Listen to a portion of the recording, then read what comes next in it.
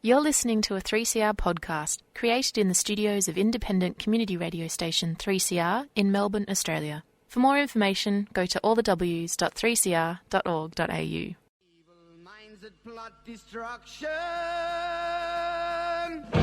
sorcerer of death's construction, in the fields of bodies burning, as the war machine keeps turning, death and hatred to mankind, poisoning their brainwashed mind. Welcome to the Anarchist World This Week, broadcast across Australia on the National Community Radio Satellite. Listen to the Anarchist World This Week, Australia's sacred cow slaughterhouse. Listen to analysis of local, national, international events. Listen to analysis you'll never hear anywhere else.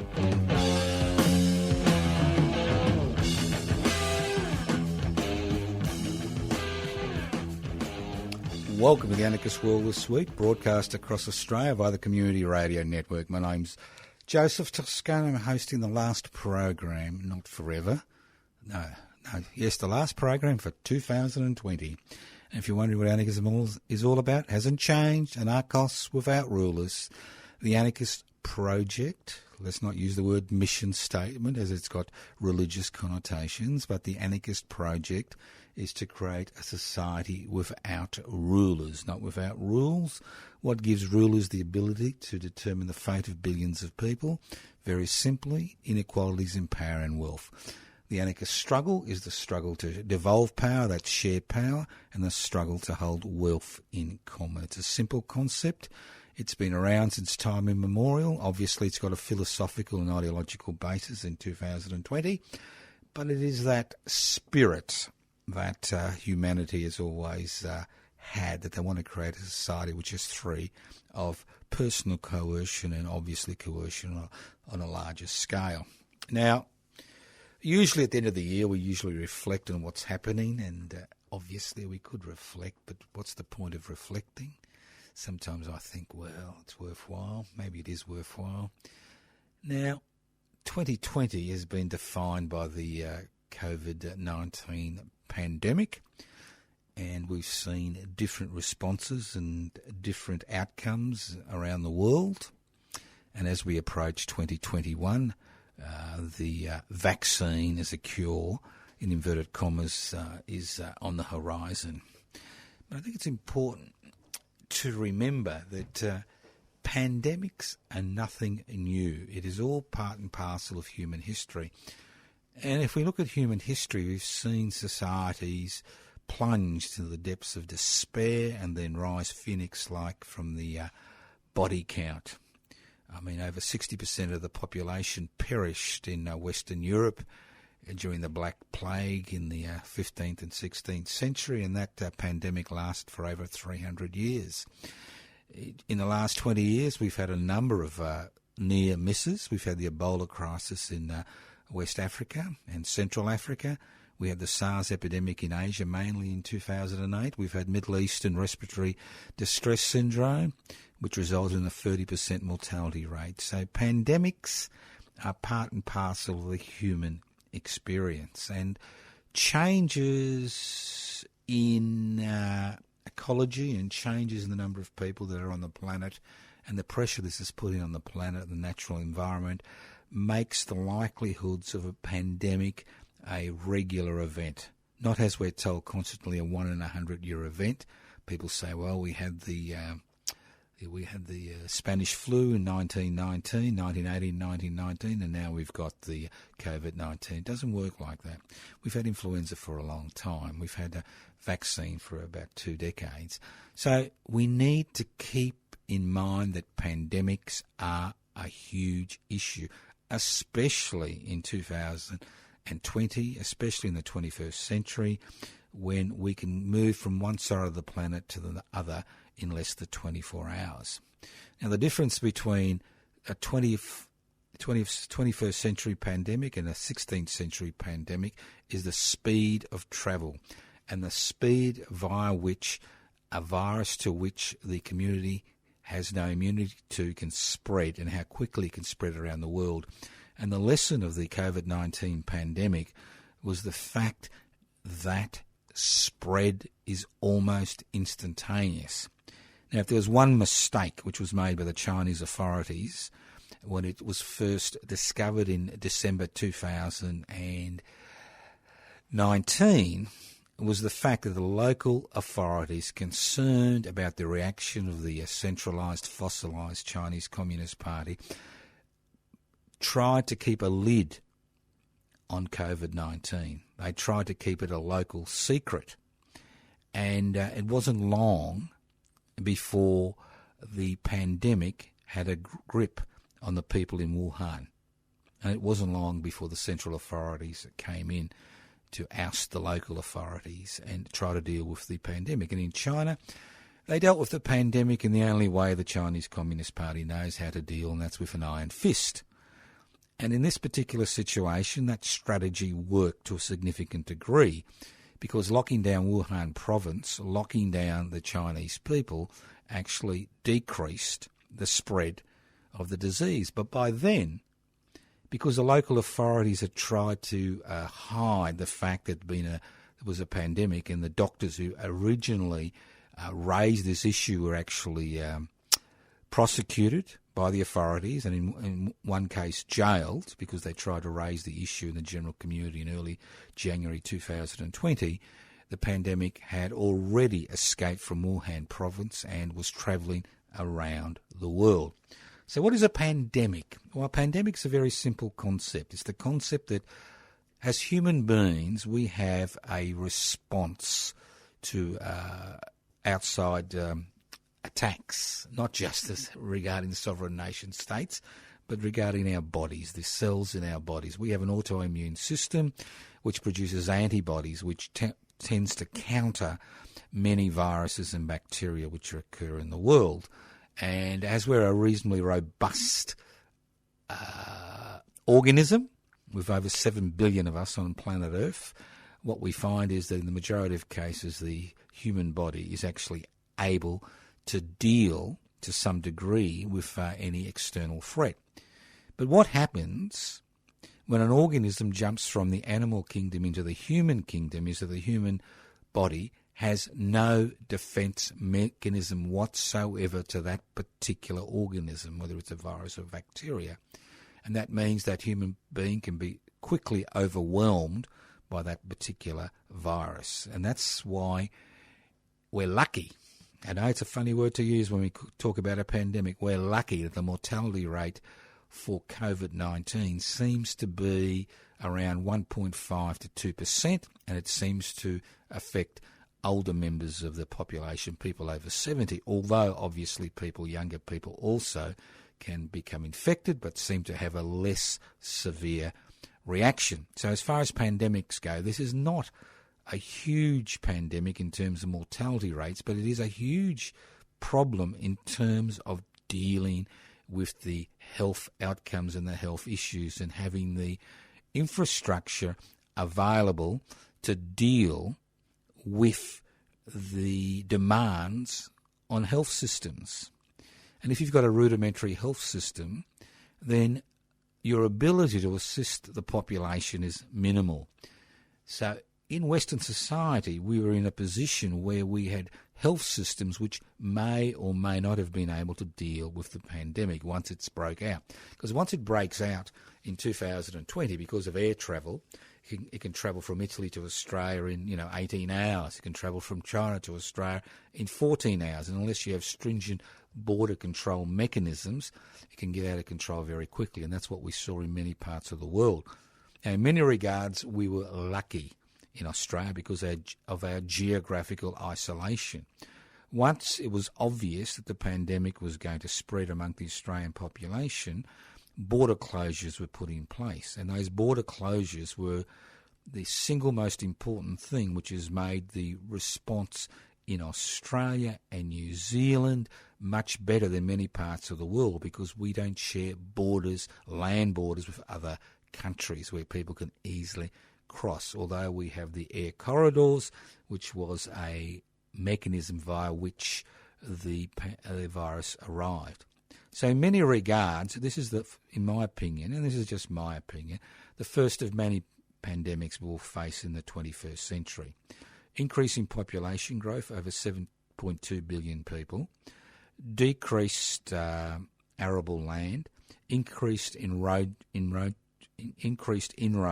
into the natural environment by human beings as we tend to expand in terms of agricultural sector, and the fact that we need to have housing for all these people means that we have an increased interaction with the animal kingdom. I'm not just talking about animals, but bacteria, viruses, insects, and the list goes on. So there's huge interaction. And you may find it surprising that we had over 200 invasions to the human body through the animal kingdom of viruses and bacteria over the last 20 years. Most of these have been of little consequence, but obviously COVID-19 was one of those that has consequences. So the dilemma is, how do we as a society deal with this potential threat? Now, we have a military apparatus, which may be very good in protecting us against a missile attack, but it does nothing against a virus. We have a health system which may provide protection for human beings against the normal run of diseases, but we have a health system which is actually not designed to deal with the situation we find ourselves in today in 2020. So what are the lessons of COVID-19? I think the first lesson to learn is that deregulation is a disaster. It is a total disaster. Not only don't we have a Centre for Disease Control in this country, over the last 40 years during the deregulation phase, less and less and less and less and less resources, government resources, have been put into public health. We've seen in Victoria, which had the most disastrous second wave, we have seen the almost total destruction of the public health service. The megalithic Human Services Department, Health and Human Services Department in Victoria, over the last 20 years has been transformed into an organisation which basically gives out contracts to private organisations to deal with healthcare issues. There is no memory about how to deal with a pandemic. There is no public health system which can actually conduct tracing. And we found in the early stages that the response in New South Wales and Victoria was dramatically different. In New South Wales, they were able to localise the infection, they were able to contact trace, they were able to contain it, and they were able to prevent a second wave of infection in their community.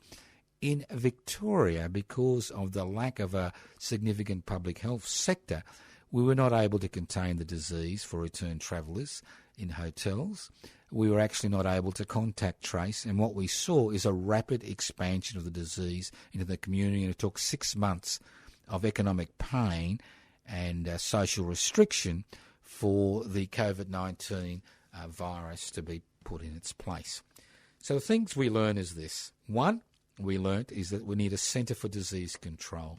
Two, we need the Centre of Disease Control to have local bodies across the nation, and these local bodies are not just there to provide a paid staff to deal with the situation, but we need a volunteer body to be involved with these organisations, the Centres for Disease Control, similar to the Country Fire Authority across the country. Now, we know Australia is a large continent, that we can't deal with fire by using paid professionals. There really aren't enough resources. So across the country, we have country fire brigades, which are volunteer organisations which help to deal with the bushfire emergencies. We should have such a thing as far as public health is concerned. We should have a mechanism by which we can actually incorporate volunteers into an organisation which can actually be set in motion if there is evidence of a second pandemic. That's the first thing we do. We need to incorporate the population. The second thing I think we learnt very early in the phase in the COVID-19, the second thing we learnt is we do not have a mechanism via which the public sector can actually create vaccines or deal with the COVID-19 crisis. It's all been privatised. We saw the privatisation of the Commonwealth Serum Laboratories in 1994 by the Keating-led Labor government. In 2020, the Morrison-led Liberal National Party had to give CSL, which is a private corporation, $1 billion to ensure it'll stay in Australia for the next 10 years to provide serum products and vaccines for the population. Now, this is a tragedy. We have no public health sector which actually is involved in basic research that could actually be used in a pandemic to try to develop vaccines if we have future issues. The next issue is we saw the fragmented response in Australia, as if we were 6 independent nation states and 2 independent territories. It's important that in 2020 that we act as a one united nation, not as a confederation of states where state premiers have extraordinary powers which they can impose on the population. If there's one abiding, long-standing lesson from the COVID-19 crisis is there is no protection for the individual from the arbitrary exercise of state power in Australia. No constitutional protection. I think a lot of people found it quite extraordinary that state premiers could restrict movement. They could actually close down borders. They could jail people. They could fine people. And the list goes on in order to contain the pandemic. Now, I have no problems with the fact that decisions needed to be made in order to contain the spread of the pandemic. But what I found troubling was the fact by declaring a state of emergency and then a state of disaster that the state has total control. It is one thing in a pandemic situation, but the same process can be used during sustained protests in this country. The same legislation which was used to restrict movement, the same legislation that was used to close down borders, the same legislation which was used to close down businesses, the same legislation that was used to create permits to allow people to travel, can be introduced tomorrow to deal with a political situation, not a pandemic, but a political situation, because any government at any time in this country can declare a state of emergency and then a state of disaster. So that's one thing we need to keep in the back of our minds, is the fact that in Australia we have no constitutional protections. It is one thing using these powers to contain the spread of a pandemic. It is another thing using these powers to contain and destroy legitimate political, social and cultural opposition to the dominant ideology and dominant order in this country. So I think these are the lessons we need to remember in 2020, in the last week in 2020, regarding COVID-19. I think the other thing that we need to remember regarding 2020 is the fact that we've moved from a we've moved to a climate emergency.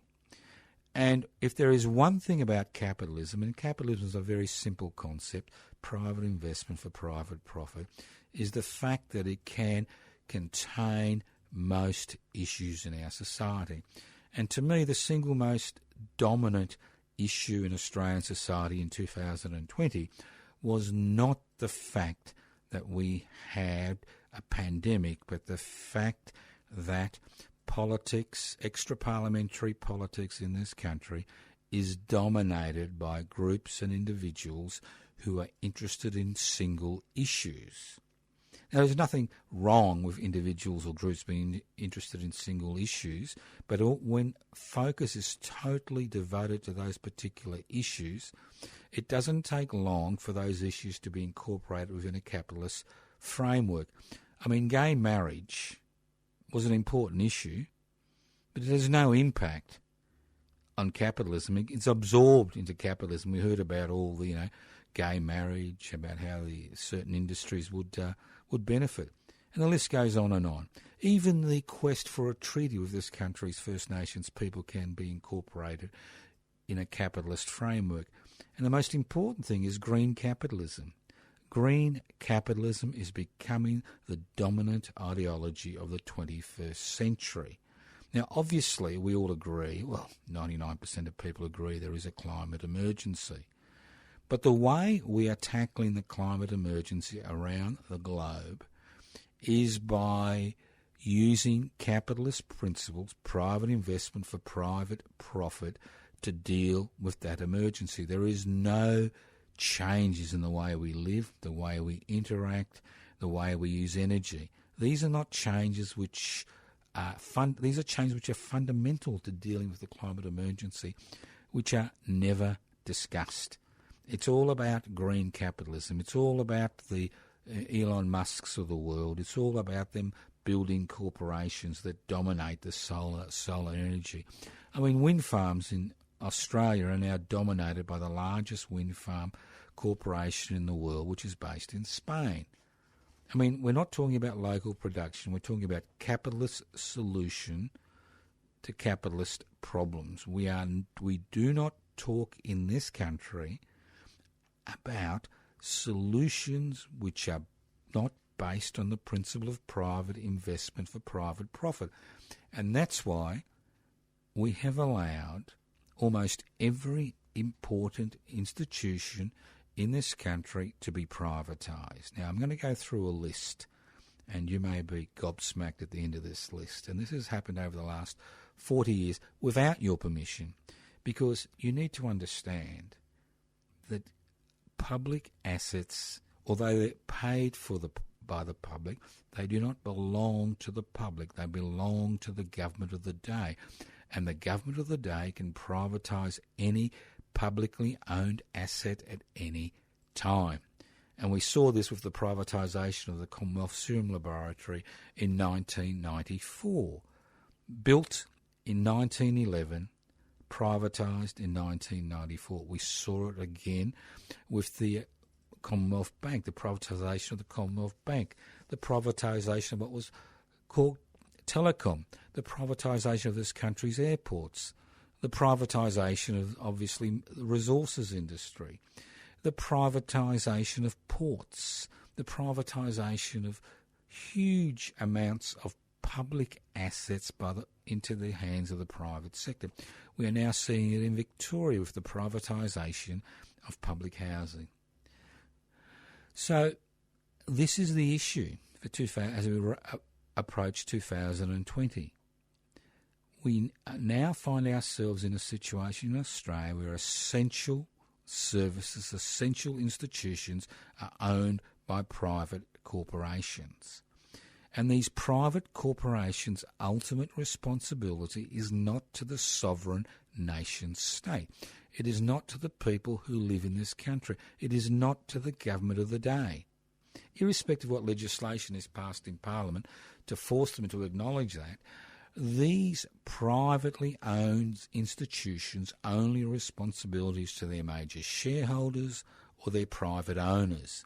They have no responsibility to us. And to drive home that point, there is nothing more illuminating than what's happened to the Commonwealth Serum Laboratories, where the Commonwealth Government had to give them $1 billion this year in order to ensure they will continue to manufacture serum products and vaccines in this country for the next decade, because we have no public ownership of essential infrastructure, no public ownership of electricity generation, and we are now seeing governments willing to give privately owned corporations money to ensure that coal mining continues to exist, and the list goes on and on. So ultimately, we need to remember that essential infrastructure, essential institutions needs to be controlled, needs to be in the hands of the government of the day. And if we want to ensure that the government of the day cannot privatise these assets, the ownership of these assets need to be incorporated in the Australian Constitution. Because if you think the privatisation of public assets has come to an end, think again. The expanding Snowy hydroelectric scheme will be privatised. The national broadband network, to which the Australian taxpayers put in $50 billion, will also be privatised. And remember what happened when Telstra was privatised? We had all these companies come in to increase competition. All we saw was the development of cartel behaviour. So at the end of the day, privatisation continues to be a cancer which needs to be obliterated. So to me, this is essential. And the next thing that I think 2020 has highlighted is how our mineral resources are being exploited for private corporations, by private corporations, for the benefit of their major shareholders and owners. As the fortunes of these owners, these multi-billionaires, gets bigger and bigger, we are seeing the impact it's having on the rest of the country. Now, Australia, theoretically, is a resource-rich country. But in the same country that I'm now broadcasting in, the Anarchist World This Week through the Community Radio Network, we have 1 in 6 Australian children living in poverty. In this same country, we have people who are homeless. In this same country, we have people who are concerned about food security. That's a fancy word for not having enough to eat. And the list goes on and on. In this country, we have the situation of single women, older single women being the most increasing homeless section of the population, and the list goes on and on. So we find ourselves, although we're supposedly resource rich, seeing at least a third of the population who live on social security benefits living on or below the poverty line. We are seeing with the introduction of artificial intelligence the decreasing need for labour and the increasing job insecurity that this has caused with the rise of the gig economy during the pandemic. So in 2020 we are faced with a major issue which we don't seem to be able to tackle or even be willing to discuss. And that is the role of work and the role of the wage system in a 21st century society which is relying more and more on digitalisation and artificial intelligence, where we have now reached the situation where we don't need everybody in society to work. That's right, we don't need everybody in society to work in order for this society to flourish. So what that means is that more and more people are now finding themselves in insecure work or on social security benefits, not actually being able to live the so-called Australian dream. And to a significant degree, we have allowed this to occur because we have believed the garbage that privatisation and deregulation and privatisation and corporatisation and globalisation was somehow going to improve the life of every Australian. Well, the reality has been different, because if you look at every social, medical, cultural, political indicator in this country over the last 2 to 3 decades, we have seen the gap between the rich and the poor grow. We've seen the gap between those who are marginalised and the rest of society grow. We've seen the gap between the investment class, which takes up about 8% of the Australian population, and the rest of the population grow. And this is not a natural growth. This is a growth which has been promoted through the introduction of legislation which has been supported by the majority of the Australian people, which gives investors a head start in the game of life. Franking credits. No other country in the world has franking credits. Franking credits is a fancy name for you as a taxpayer paying people who have shares for the privilege of having shares. Extraordinary. You listen to the Anarchist World This Week, broadcast across Australia via the Community Radio Network. This is the final program for 2020. I'm trying to look at the major issues of the period, not just COVID-19 of the year. I am encouraging you to join public interest before corporate interests. Currently, we need about another 120, 130 members on the Australian or the Commonwealth electoral roll in order to apply for registration as a federal political party. If you're sick and tired of looking in from the outside, if you're sick and tired of being involved in debates which lead nowhere, if you're sick and tired of single-issue politics, if you want to make basic reforms, well, then I encourage you to join Public Interest Before Corporate Interests. You can go to their website, pibci.net, pibci.net. You can download the application form by going to pibci.net. Ultimately, Public Interest Before Corporate Interests is a political party which is not based on the concept of winning political power.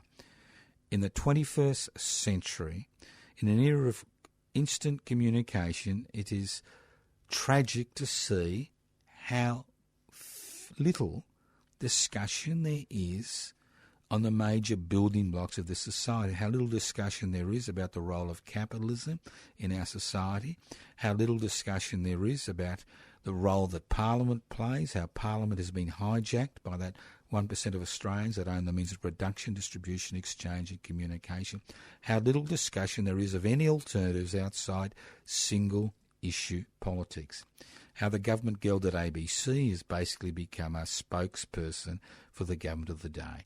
So we are in a particularly difficult situation, and we need to address that situation by raising new ideas in the community.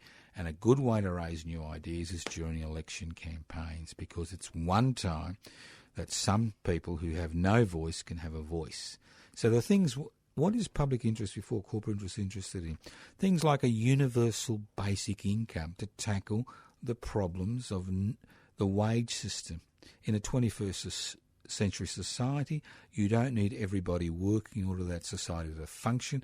So what happens to those people who are not part of the wage system? Do they live in poverty, on a social security benefit, jumping by hoops which are created by governments? Do they live on, cashless cards? Are they marginalised? Are their children marginalised for all eternity? Or do we have something different? Do we have a mechanism via which to ensure that every resident citizen has a basic income that takes care of their basic needs: shelter, food, education, and the list goes on and on.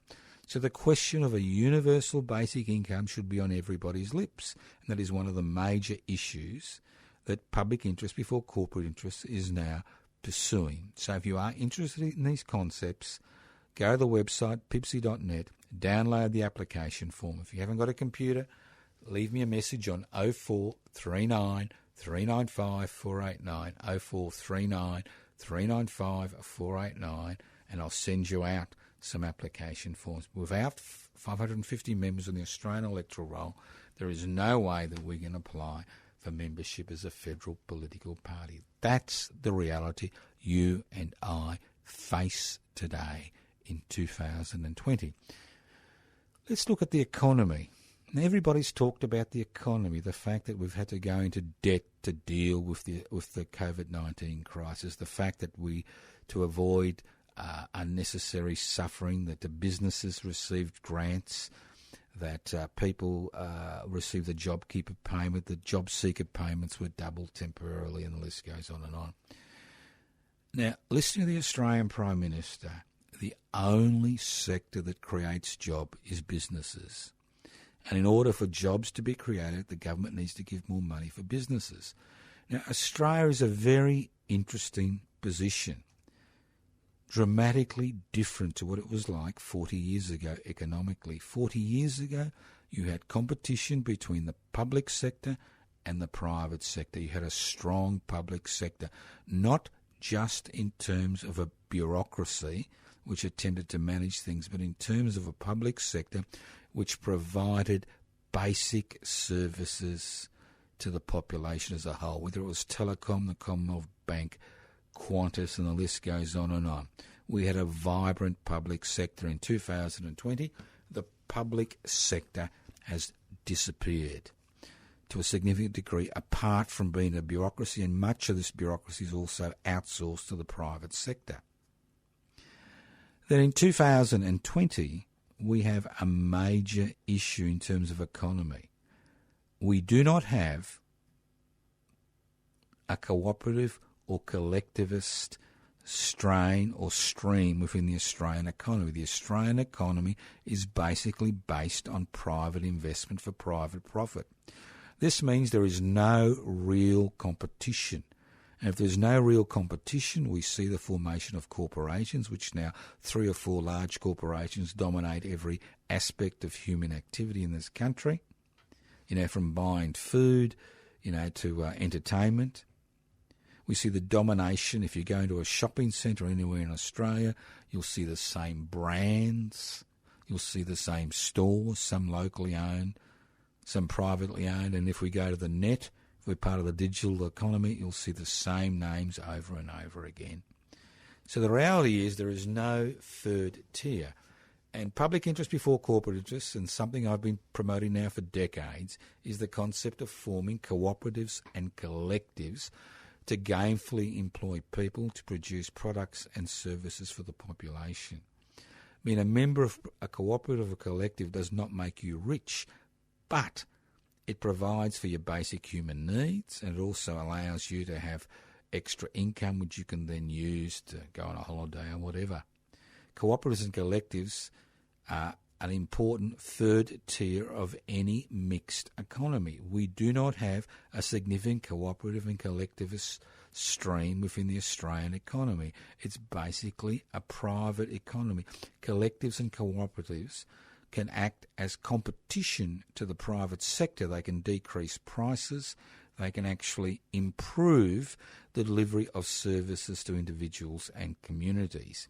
The problems with trying to develop a cooperative or collective in Australia is the fact that we do not have a mechanism via which these organisations can borrow money, because privately owned banks refuse to lend money to cooperatives and collectives, and governments refuse to lend money to cooperatives and collectives. So we need a mechanism via which people can apply for funding, seeding funding, to establish a cooperative and collective, and we should be looking at things like a 1% stock market turnover tax or a 1% tax on superannuation contributions to provide seeding funding for cooperatives and collectives, and then those cooperatives and collectives that succeed pay it back, and those that fail, well, it's a loss. So we need to expand the Australian economy from a public-private divide into a public-private cooperative collectivist divide. The more streams in the Australian economy, the greater the competition, the greater the benefit to the Australian population. And to me, diversifying the economy is one of the major issues of 2020 and 2021. It is a major issue. It's not just about a climate emergency. Diversifying the economy allows us to tackle the climate emergency. Relying on green capitalism to tackle the climate emergency means that we tend to repeat the mistakes of the past. So these things we need to look at closely. The next thing I think 2020 has highlighted is the rise of digitalisation in the gig economy. Now, everybody thinks the gig economy is something new. It is something brilliant. Well, the gig economy is a throwback to the 18th century, where everybody was basically an individual contractor. The gig economy is slavery by another name. It is not wage slavery. It's worse than wage slavery. It is slavery. Because an individual who's involved in the gig economy has no protections that somebody who is working under an award system which was created through the struggle of trade unions has. The gig economy is just a 19th century throwback. It's about putting all the responsibility on the individual. 5 Uber drivers, or from that particular field, might not be all Uber drivers, 5 delivery persons who deliver food on bicycles have been killed on New South roads in the last 2 months. Not one of them is entitled to their family 1 cent in compensation. And when you think that these drivers who are delivering food to us are underpaid, have no insurance, have no holiday pay, have no sick benefits, have no compensation, and getting an average of $10 to $15 an hour, you understand how exploitive the gig economy is. And if you do use the gig economy, think again. By using those services, you are making a decision to support 19th century exploitative capitalism. Think about it. Every time you phone up and you want your food delivered, not only are the people who are making the food exploited, not only the people who are delivering the food are exploited, but you personally are contributing to the growth of 19th century capitalism, which is based on the concept of destroying every regulation that has been put in place to protect workers from exploitation. Now, when you have a survey that claims that 90% of temporary workers are exploited by their employers, you begin to understand that this is a structural issue. It's not an individual issue. It's not about good employers and bad employers. It's about bad legislation. It's about terrible legislation. And the gig economy, to a significant degree, has been created by federal government legislation, which has allowed 1.7 temporary workers into 1.7 million, not 1.7, but 1.7 million temporary workers into this country. Think about it. 1.7 million. That's 1 in 6 or 1 in 7 Australian workers is a temporary worker. And why was legislation passed to allow temporary workers in this country? Was it because we were concerned we had skill shortages? Maybe in a small percentage of cases, maybe 0.5%. But the major reason this legislation was passed was to ensure that we had a glut of workers in this country. This did 2 things. It kept down wages, and most importantly at all, it broke the power the trade unions had in negotiating agreements for their members with employers. And it's no exaggeration to say that in 2020, we have very few differences with Communist China in terms of workers' rights. Because in this country, in 2020, it is illegal to call a strike outside an enterprise bargaining agreement period. And when it comes to trade unions, especially the CFMMEU, the Construction, Forestry, Mining, Maritime and Energy Union, we have special legislation which gives a member of the CFMMEU less rights in court than somebody who imports $1 billion worth of ecstasy. And if you think I'm exaggerating, think again. Members of the CFMEU who are called up for questioning cannot legally refuse to answer questions. Somebody who imports $1 billion worth of ecstasy can legally refuse to answer questions because it may incriminate them, and the list goes on and on. So we have seen a host of legislation put into this country, passed through Parliament, passed by both major political parties, which have allowed, that's right, which have allowed so many rights and liberties to be taken away in this country, which have made striking a criminal activity, which make an occupation of a building or a factory a criminal offence, which could end up in 25 years in jail, and the list goes on and on. The next thing I think we need to remember about 2020, as I said at the beginning of the program, it has highlighted the extraordinary power the state has in Australia. Has any other Western liberal democracy, every other Western liberal democracy has some constitutional protections for the individual against the arbitrary exercise of state power. In Australia, there is no constitutional protection. There is no human rights. We don't even have the rights to free speech. The High Court had to find an implied right to free speech during election campaigns, and the list goes on and on. The High Court found that the Commonwealth Government can indefinitely detain for life individuals without charges who are seeking asylum or refuge in this country, who've conducted no criminal activity. The High Court has found that there is no protection as far as freedom of gathering is concerned, freedom of association, freedom of speech. We have the situation where the Attorney General can ban any not the Attorney General, but the Home Affairs Minister these days can ban any organisation at any time he likes because he feels that they may pose a threat to Commonwealth interests. And we're seeing this punitive nature of government, this coercive nature now move into many directions.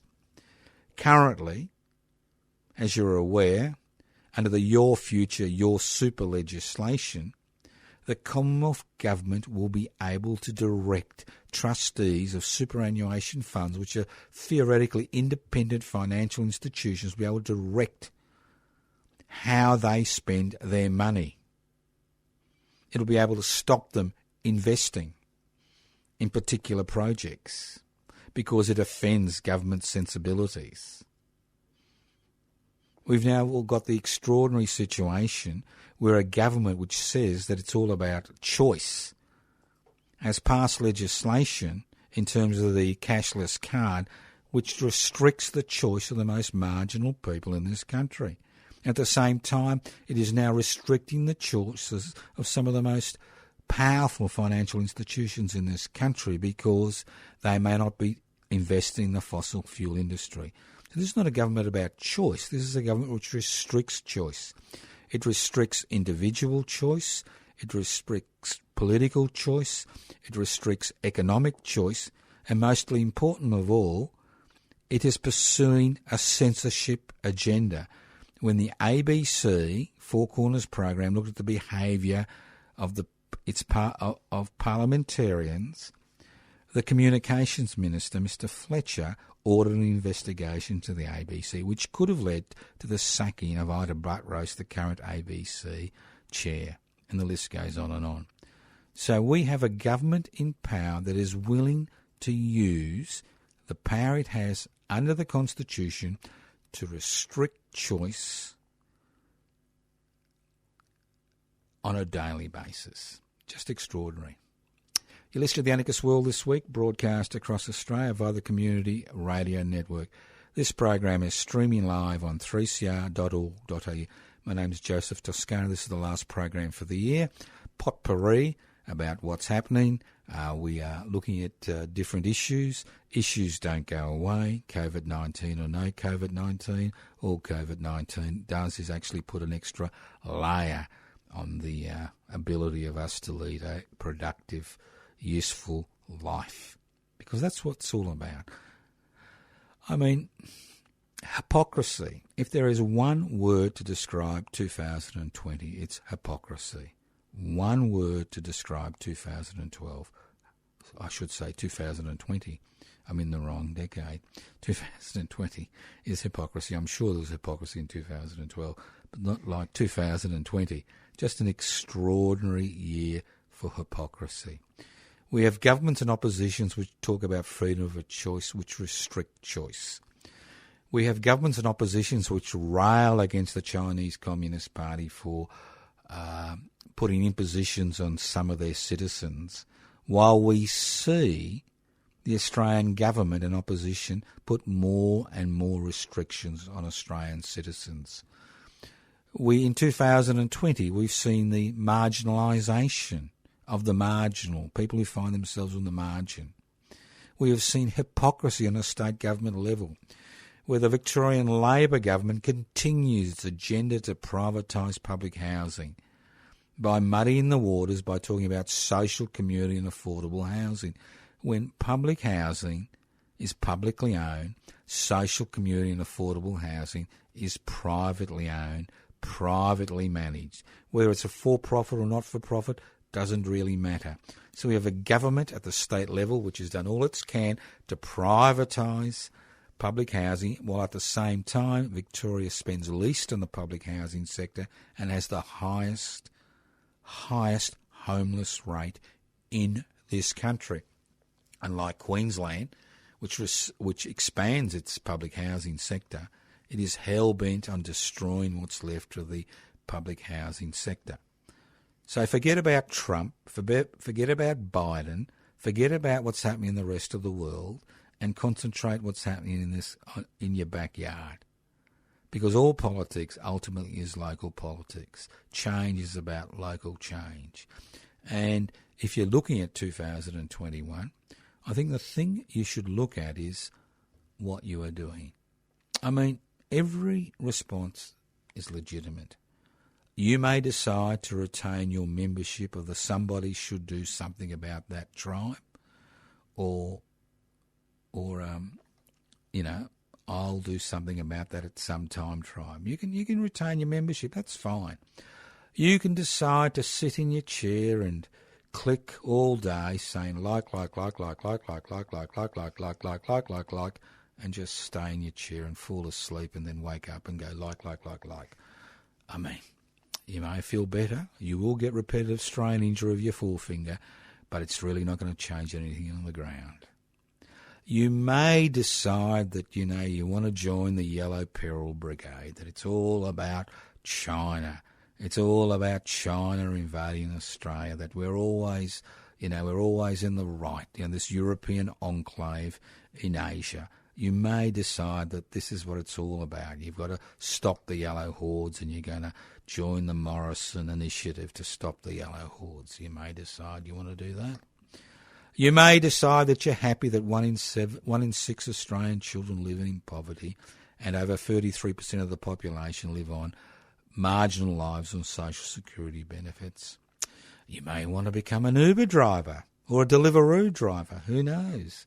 But ultimately, the type of society we have is not based on our political representatives, because our political representatives in a social democracy ultimately represent the views held by the people in this country.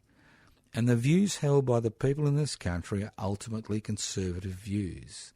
They have swallowed hook, line and sinker the propaganda that deregulation, privatisation, globalisation, corporatisation will solve the problems that we are faced with. They have accepted that the private sector is the only sector that can deal with issues in this country. We as a population have accepted that. And it's no point crying about the privatisation of essential services. It's no point, waiting for the next election to cast your ballot. There's no point in that. I mean, democracy is about what happens in between elections. Whether we sit on the margins and do nothing waiting for the next election and then cast another ballot, or whether it's we do something in between elections. And there are different ways of being active. It's not about everybody being out in the street on a single day. There are many ways of being active. You can support local groups. You can become involved in single-issue campaigns. You can become involved in mass action. You can be involved in many activities across this country. It's simple. Ultimately, you've got to make a decision. Are you happy with the status quo? Fine. Good. Are you unhappy with the status quo but not willing to do anything about it? Oh, well, fair enough. Are you unhappy with the status quo and you've decided to become a virtual warrior, clicking your way to oblivion? Fine, if that's what you want to do, fine. Are you unhappy with the status quo and you want to make radical changes? Do you believe that increasing population growth, finite resources, increasing CO2 emissions, and an economic system dominated by unaccountable corporations whose major responsibility is to create ever-increasing profits for their major shareholders isn't the way you want to go. Well then, isn't it time that you raised your voice, that you found like-minded people, that you became involved in action to change things? And if you think, like the majority of people in this country think, that you can't fight City Hall, you can fight City Hall and you can beat City Hall. History, his history and her history, that's right, our history, his history and her history, our history, is littered with examples of people who have taken up causes which are considered to be... You couldn't move an elephant. You couldn't move it. And at the end of the day, change occurred. And change continues to occur. But the tragedy in the 21st century is that we seem to have less desire, less impact than we did when we weren't part of the digital age, when we didn't have a mass communication system. We have forgotten that all power ultimately lies in the hands of an active population.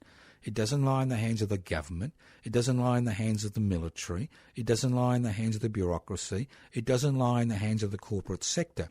We can allow that power to lie in their hands, but ultimately, political power lies in the hands of an engaged population, and that is the key, to be engaged. You've been listening for the last program of the Anarchist World this week for 2020. My name's Joseph Toscano. If you want to, the program is podcast. You can access the podcast by going to 3cr.org.au, 3cr.org.au. You can leave messages on 0439 395 489, 0439 395 489.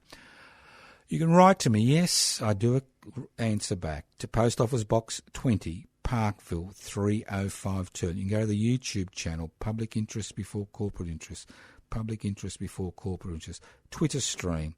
You can go to the Instagram, Pipsy AUS. You can go to my personal Facebook page, Joseph Toscano, or Toscano for the Public. You can go to a number of Facebook pages, Defend and Extend Public Housing, everybody's business, and the list goes on and on. You can go to the Pipsy website, Public Interest Before Corporate Interest. That's Public Interest Before Corporate Interest, pipsy.net. Want to make a change, interested in changing the direction of political debate?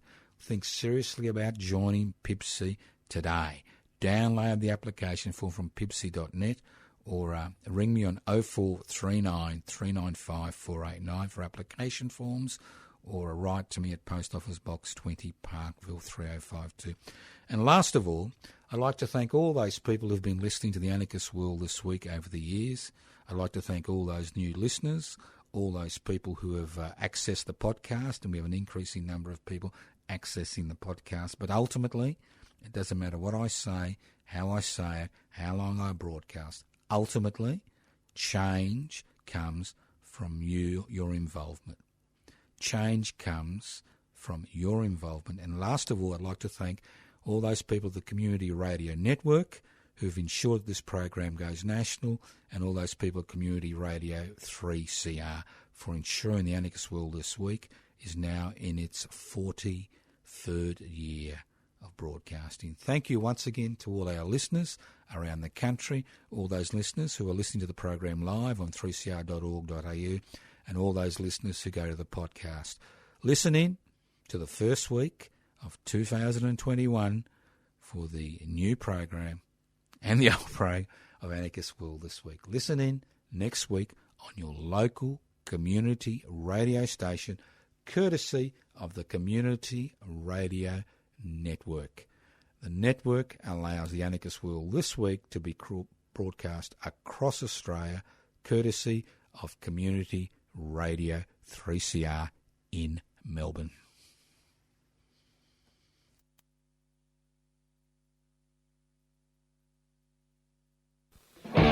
Evil minds that plot destruction, sorcerer of death's construction. An analysis you'll never hear anywhere else. Anarchist World this week. Australia's Sacred Cow Slaughterhouse. 10 a.m. every Wednesday. Listen to the Anarchist World This Week for an up-to-date analysis of local, national and international events. Poisoning their brainwashed minds. Oh, Lord, yeah.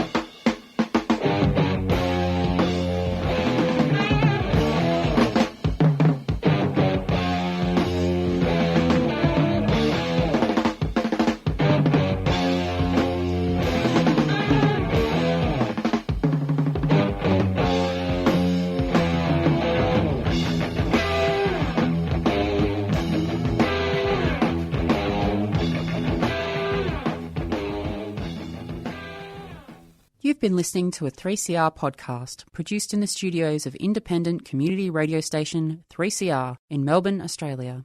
For more information, go to allthews.3cr.org.au.